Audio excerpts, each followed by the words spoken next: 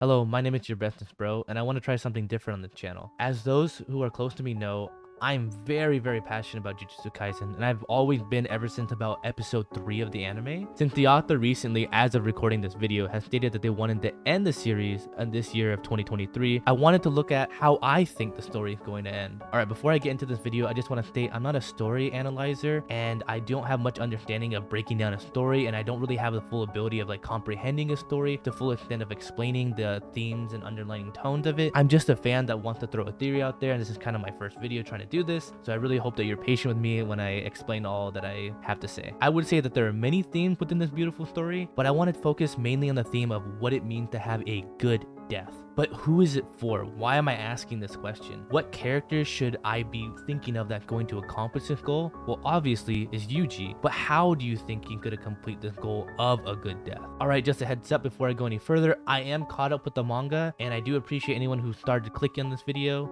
but I will go into spoiler territory, so this is your spoiler warning. But I do believe that Yuji will have to die as the host of Sukuna. Even though currently he isn't, which is wild to me, I do believe that somehow he will be able to reunite with Sukuna and be able to die with Sukuna and taking that with him. But in order to obtain that, he has to obtain all the fingers of Sukuna and obtain Sukuna's full power and then die with him as a result. This task, he's already convinced himself that he is the only one capable of doing this. Like his grandfather said before his passing, you should use your strength to help others. Yuji has already gotten into the mindset that this is his task and his goal alone that only he can accomplish. So we already know Yuji has a self-sacrificing morals, right? And we see this throughout the series, especially when he goes and saves his classmate, eats the finger of Sukuna during the beginning arc in order to protect him. And throughout the series, we just see him willing to take a bullet, willing to be the hitter or the one who stays behind in order to protect his friends or allow friends to move on. He's the self-sacrificing, balls to the wall, hit the home run like Gojo says, instead of letting other people take the fall for him.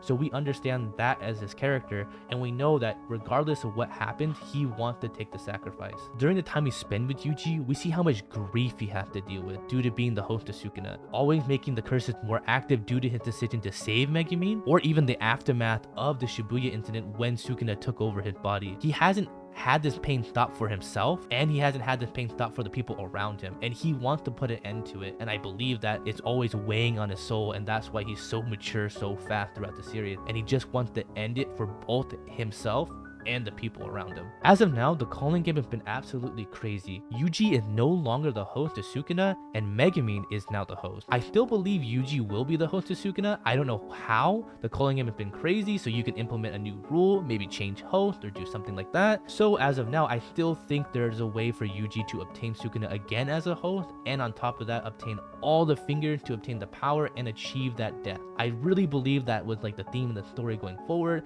and I really think that that's how the story is gonna end. Alright, that's the end of this video. Thank you for watching this video. This is very new to me, so I hope I was portraying my view in a well-suited manner. I truly don't want Yuji to die. He's my baby boy.